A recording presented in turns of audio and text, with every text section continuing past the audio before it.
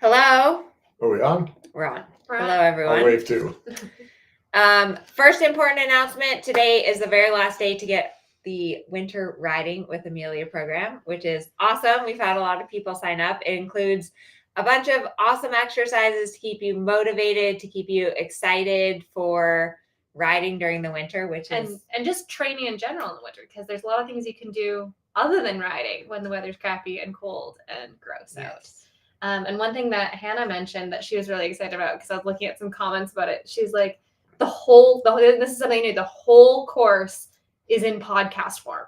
So you can listen to it on the go, which is kind of in play with our topic for today and our week full of thankfulness.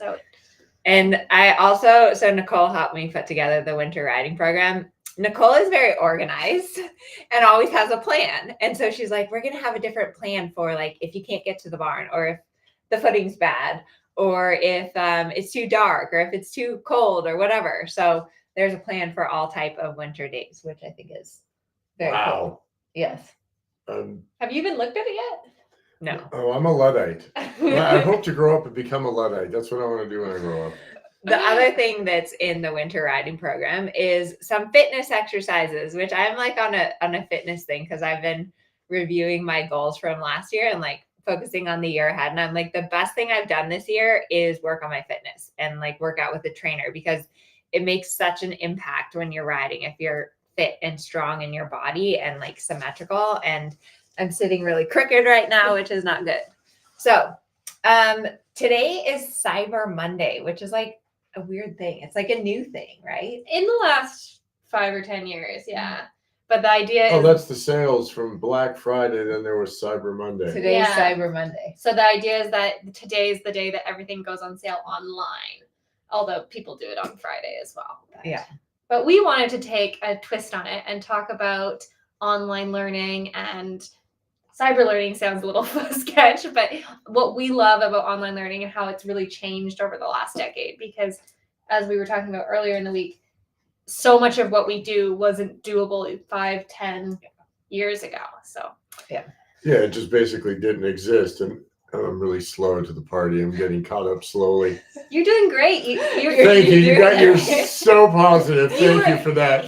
He was learning how to do Google Docs the other day, which was great. Oh, yes, and it blows. That just blew my mind. Yes, I was having so much trouble wrapping my mind around how these things happen. Well, and then he was telling me a story about how did you write your thesis paper? Oh, right. That was on a typewriter, and you had this white tape that you would stick where if you put the wrong letter, and then you'd put that white tape and you'd hit the key and get rid of the letter that you made, like whiteout, but it was a piece of tape. So you'd put that down in the typewriter, press the key, and then that would put white over the letter that you made, and then you could put the letter on that you wanted. I think I just honestly assumed that if you made a mistake with the typewriter, that was it. Like you had to live with the mistake or start over with a new page. It might have been easier, because that little piece of tape that you stuck there and typed and had to back it up and roll the thing. Yeah, that's how I got to college. And now we've got Google Drive. Yes, because we're writing an exercise book, which I'm really excited about. But so I was getting his input, because he had like a degree in like literature or something. So he was helping me write it, and I was showing him, he was on his laptop and I was on my computer, and I was showing him how my edits would automatically go to his computer. My head blew up. And okay, so Lynn's comment about how about a plan for when it's, winter here and hot, summer in Australia. That's pretty much like at my house here in Southern California in the winter. Yes. Not really much of a winter plan. We just ride. We just get to ride. Well, a lot of the stuff would still be pretty applicable, because when it's too hot, you can still do groundwork. You can still do walk work. You'd change slightly, instead of riding in the middle of the day, you'd ride first thing in the morning, stuff like that to change it up. But maybe that'll be our next project. What to do in the summer. That's a good one, actually. But anyways, back to the topic of online learning. I started my YouTube channel like maybe 5-6 years ago. And when I first started, I had no idea that I would be able to actually like teach riding over the internet or help that people would learn that way. Yeah. Because we all grew up and, there's somebody sitting in a chair teaching you, which is also a change because before my generation, you went and you just watched people ride and kind of had to learn it by osmosis. Oh, really? Really? Yeah, this whole sit down teach thing, there's a whole other story about that, but that was a new kind of a thing. Yeah. And so now this is the next new thing. Well, and now like we do a lot of office hours where people send in little clips and then we watch them with people on Zoom and get to comment, and you actually get to see what your body is doing, what's happening, and that's a really cool analysis. But you can also do it where like Amelia's in your ear and someone's filming live as you're riding. Yeah. And Amelia can teach you from anywhere in the world, which is also like both of those are insane. Yeah. Right. When you think about the quality of the internet and the quality of the cameras, the fact that we can do it on our phones nowadays and we don't need this big, massive video camera. And during COVID, like that's when I really started doing a lot of online training. And at the beginning of COVID, like Zoom really took off with COVID. Like I didn't even know what Zoom was before COVID. And then at first the quality of Zoom wasn't good enough where we could show videos. And it's just been in the last couple of years that that's gotten a lot better. And then we also just got a Starlink for our barn, which was really cool. You may have seen us live from the barn, which is amazing, right? That we can broadcast riding from the barn to you on the other side of the world. We'd love to know where in the world you are. So comment and let us know. But it's amazing that we can help riders all over the world. And I feel like it's so hard to learn how to ride. And I've had a lot of great horses and great teachers in my life. And to be able to help people all over the world to avoid some of the struggle and pain that we've gone through is share the experience. Yeah. So, but that answers Jonathan's question. What's Jonathan's question? What should he do to become a dressage rider? And I'm thinking, well, he could just hang out with us, right? Yeah. Watch our channel. That'll work. Come to some webinars. We post a new video every Wednesday on YouTube. Okay, Wyoming, they have winter. South Carolina, do they have a winter there? Yeah, kind of. Yeah. It's next to Tennessee. Her mom's been looking at ranches in Tennessee. When he can't sleep at night, that's his latest activity. Yeah, that's the other thing about cyber. I'm all, oh look, things for sale on my computer. But her mom has a very important contribution to our online learning. Really? Which involves flying a drone. Oh yeah, I do fly the drone. Sort of. You've done great with it. We actually had a little bit of a marital spat about the drone because I expressed concern that he was going to hit me on the horse, and he was. Oh wow, yeah, I was mood swinging after that. I was. And you came out stronger for it. Remember when you tried to fly it in the house? I just got it off the ground. I didn't fly it around the house. And Levi was so scared. It hovers. If you hit launch, right, it just comes 3 feet off the ground and it just hovers there. So it was just checking things out. Yes. And Nicole has a good story about the drone. Yeah. footage. So I do a lot of online learning with Amelia. I help with the webinars and things like that and office hours, but then I also take a lot of webinars and things like that. And there's an organization called the International Dressage Judges Organization, or it might be a different acronym depending on what language it's in. Anyways, and it's all these FEI judges from all around the world, and they do this educational series. I don't know how I got on the email list for it, but I'm on the email list for it. So I get to go to these really cool seminars from these really cool people. But they're usually at weird times of the day because it's international. So this one time I had put my headphones in and pressed play and left my phone in the car so I could have service.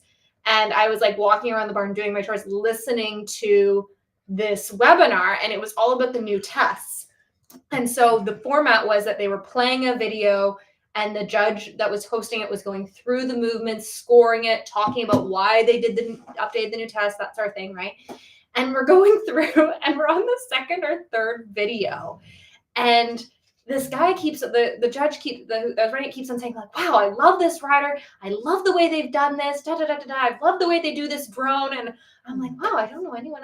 Right. And then the judge goes to the organizer. He goes, who is this rider and where did you get all this great drone footage? Because it was the test was showing like the circles and the turns and the change of direction. And he goes, oh, it's this woman from California. And I'm like in the hay room stuffing hay nets. And I like drop it and run out of the car. And I'm like, oh my God, it's Amelia on this. They pirated our videos. Yeah. They stole our videos. Is that what you're saying? I did check in with Amelia afterwards, and she's like, "Oh yeah, he did mention that like weeks and months ago to ask for permission." So, but like it was just this kind of cool instance where the drone is super cool to be able to see the pattern and like the geometry. And he kept on commenting because he was like, "With your halts, one of your halts was past X, and you couldn't see it from the straight on view, but you could see it from the drone view." And he was kind of like, oh, she can't hide, can she? You know, but it's really cool to see the drone, and like that's something we wouldn't have been able to have before at all. And then nobody had baby helicopters. No. Well, and even like at the Olympics, it wasn't a drone because I don't think they wanted something like free flowing, but they had these like. It was a drone, but on cable that like zipped in and out and like up and down. They had that at Aachen too with the jumpers. It was crazy. Yeah. But yeah, the drone footage is really cool. And so basically what Herman does is he hovers above the arena. And then, although you've also tried to fly around and follow me. And then zoom down when you're going to not use the whole arena. Yeah. And then our video editor, who's also amazing, Sylvia, what she did was she overlaid like all the letters and then also the outline of the 20-meter circles, for example. So it's just amazing how technology is able to help you learn how to ride dressage. And it's in ways that we never thought was possible. And I'm also really excited for the future of what technology will bring us in the future. And we've already seen some stuff like with AI, analyzing horse movement, rider position. They even say there's a guy who's starting a campaign. I think he's Australian to have AI do some of the judging. Mm-hmm. That would be interesting. Very interesting. I'm in favor. Well, it's interesting because I think it's just going to be fairer. That's just my opinion. If you have a robot saying that mouth is open, this mouth isn't open, that walk is 4 beats. Yeah. It'll be interesting because AI is only as good though as the information you put into it. So it'll be really interesting to see how it goes. Yeah. But the other thing that I really like about online training is like back in the day you would get a book or like a DVD and it would would usually have like one testimonial on the front from like Joe Blow, like someone you had never heard about, or like maybe like another Olympian, but you wouldn't really know anything about the credibility. And like today I got all excited because I was like, Amelia, we've hit like over 600 reviews on Google of stories of individuals and friends and things like that of like online that reviewed Amelia's programs, which is fantastic. And what's really cool is you can then go in Google and you can see if any of your friends have reviewed Amelia and like filter and see. Like it's super cool. And then you can also see if anyone in your area as well has reviewed things. Like it's really incredible. And it just provides this whole other level of security for a consumer or for a learner to know what they're doing has validity and trust behind it from all these people. And I also think, because I've been working on my new rider position course, but I go back and we all have this whole library of books. Like I have like a whole bookshelf full of riding books. And it's so cool that now we can actually illustrate that. Like we can not just write it out, but then also show it with a video and have like student lessons and then really like bring it to life. And I think that's amazing and something that like Sally Swift, for example, that's one of my favorite books on rider position. And she does an amazing job using words to explain it. But now we can also have video and we can have ride along podcasts, and then you can send in your videos and we can watch and help, and you can video yourself with Pivos. And it's just amazing what technology has brought to learning and to riding in ways that we didn't think possible. That will answer then Weaver. Can you read that? He says, do you have a drone operator? Yeah, the drone. I am the drone operator. I don't think they have drones that follow yet. You can make them follow, like They're probably crazy but they're not expensive. they're not very good. Like because Because I know I can make the drone come back. If I move, I can make the drone follow me to my new spot, but it won't follow me. It won't track with me.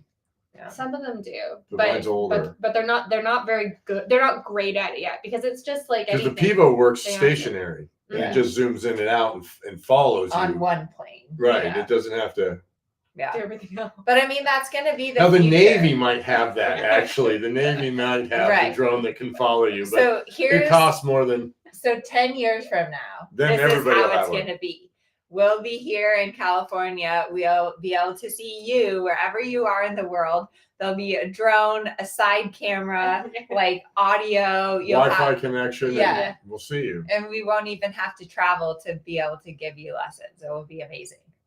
So I think that's always cool. One other cool thing that we've done this year, which people have just loved, are the ride along podcasts. And so the way that works is that basically I started recording audio of myself riding, and just like simple things, like here's what I'm thinking of, like, oh, remember to stretch up and sit back and push your heels down, and is your horse bending? And then so basically giving you a lesson, and then you just download the audio to your phone, you put in your earbuds, and people, my mom actually tried it out, and she's like, it's like 90% as good as having a real lesson. And I was like, really? I think you're biased. And she's like, no, it's awesome. So, and you've had some people like text you like, oh, I love Amelia's podcast. And you're like, who are you? Okay. I know, right? But it's a local number, so I'm feeling bad that I don't know who it is. Yeah, so whoever you are locally that likes my podcast, her mom doesn't know who you are. Well, and just podcasts in general too, right? You know, like one thing that's really changed for me is the fact that, because I don't have a lot of spare time, same with you. So I'll put podcasts on like in the car and listen to them anytime I'm driving anywhere. And so I get a lot of like my audio books and educational done that way. I'll listen to your lectures in the car because it's just like, oh, I've got 20 uninterrupted minutes. What am I going to do? I can either listen to Broadway tunes and belt my lungs out, or I can learn something. Depends on the day how I'm feeling. But they're great. And we do try to do that with all of our courses. Like if you're in Strides or any of our master classes, we always put it in audio format so that you can listen on the go, because that is so useful, is like being able to listen to it when you're driving or when you're doing your barn chores or when you're riding. I think as horse people, we don't spend a lot of time sedentary sitting down, and we have no time. So that is one cool thing about online learning, is that it's on demand, right? It's like from the comfort of your home, from the comfort of your arena. This is a funny story. When I was teaching that symposium in Idaho, this lady came up at lunch and she was like, okay, you're going to think this is crazy, but I installed like a big screen TV in my arena and I play your videos while I'm riding and watch you. And I was like, wow, that's it. That's cool. That is nice. Yeah. That's a big screen. We should do that. And then we should play like Isabel Worth and Catherine Dufour while we're riding. And then we'll ride like them. But they're not teaching. They're just riding. Still. It's like, it's the visual though. That's like, if you watch a really good rider. It reinforces, it motivates. Yeah. We could just get a really big cardboard cutout and run beside you. Would that work? I think the horses might. Is that really? But that's not so Cyber Monday. No, a cardboard that's cutout? like backwards in time. Did I tell you? Sorry, this is a little bit of a tangent. Did I tell you about the Snoop Dogg cutout? So I taught a clinic this year. So this year was the Olympics in Paris, and everyone saw that Snoop Dogg went to the Olympics. And I taught this rider test clinic where they made it their Olympic theme. So they have the Eiffel Tower, and they have this cardboard cutout of their coach that's like life size. But then they printed out Snoop Dogg's face and stuck it on the cardboard cutout to have it beside the side of their arena. It was a fun day. That was not cyber themed, but it was a fun day. Yes. But Snoop brought dressage to the forefront. And there was Snoop, and who was the other guy? Kevin Hart. Kevin Hart. Yeah. With Stefan's horse. Well, and that's the other thing that Julie was telling me. And so I'm a little bit younger, so I don't remember this, but Julie was telling me She said that back in the day, if you wanted to see the Olympics, you had to wait until it came out on VHS like 6 months later Yeah. and mail it and then watch it on VHS. Like I still have the VHS tapes in the garage, and I have no idea why. Do you have any old VHS tapes of you riding? Because Sylvia offered, and I think I'm gonna give her like a bunch of old DVDs and VHS and try to like upload them to online, like to modern day, yeah. so that we can include them in our videos. I probably do have them, but we're not politically correct because that was way before helmets. Do you have your long hair in the photo? Yes. We might have to give a helmet exemption if it was like in the past. Okay, because In ancient times, before Nicole was born. Before Nicole was born, right? When I was wearing a top hat when I rode. Yes. Yeah. I will say that's probably one of the good things that's come out in the last 10 years is that helmets are a lot more normalized and encouraged, and safety for the kids and everything like that. Yes. Remember Yo Hinneman, what did he call them? Potato cookers? Yeah. So. And if you see all these clinicians too, they wear it on their head and they don't put the clasp on. Okay, helmets are Because you have to wear them. Wear your helmets. I'm old. Anyways, we do appreciate all of you for being a part of this community. We do appreciate you watching our videos and coming to our online programs. It's really fun to be able to share and help so many people all over the world. And don't forget to check out our winter training program, which is only available through today. It's kind of our Black Friday, Cyber Monday sale. Until midnight. So you only have until midnight. Yes. And it has a bunch of different exercises. It has like groundwork exercises. It has fitness exercises. It has walk exercises. It's a collection of things you can do during the winter when things aren't perfect, when it's cold, when it's dark, when you feel like you want to quit and give up. Because literally every winter I used to consider going back to school, getting a real job, quitting horses, because it can be very discouraging. Or that's why Nicole is here in where California. It's, 45 degrees. Yeah. Yes. Well, and the other thing about that course is that there's a whole bunch of webinars in it. There's the PIAF webinar. Oh yeah. There's goal setting. There's the Stefan Peters interview. Oh, that's a good There's one. the Andrew McLean interview. Oh. And then there's another one that I'm missing off the top of my head. Training Scale. And the Training Scale webinar is in there. So it's jam-packed. A lot of learning that you can do at home. And that's one thing, is on days that you can't ride, watch a webinar, learn something online, listen to a podcast, work on your fitness. There's a lot of things that you can do on days when you're not actually able to get in the saddle that will maximize your progress. And I think that's part of why online learning does really work, is because it gives you the opportunity when you're sitting at home to be thinking about riding or visualizing or learning something new. Often when we're in the saddle, we're nervous and there's so much going on and so much to think about. So if you can take that time out of the saddle, you'll start to see more improvements in your riding. Let's see, we're asking, what is the cost? So it's $137. Yeah. And it's only available today. So I'll put the link for you in the chat if you're interested in the winter riding program. The other thing that I love about online learning is that it's not as much of a commitment, in the sense that like it's 10 minutes. If you only have 10 minutes, you can watch one video. Like everything's in really short chunks. And also, especially on your website, there's like the search function. So if you're like, how to ride a shoulder in, and it like pops up like all the videos about shoulder in and things like that, right? Yeah. So it's easy to learn in chunks without having to be like, I have to drive to the barn, I have to coordinate being at the right time. Load up my horse. Because I was go to lesson, coordinate, be on time. If you run late, then you get less of a lesson time, right? Whereas online learning, it's just quick and easy. And when you can. It's just really flexible. Just whatever your schedule is, it allows. Yeah. So, alrighty.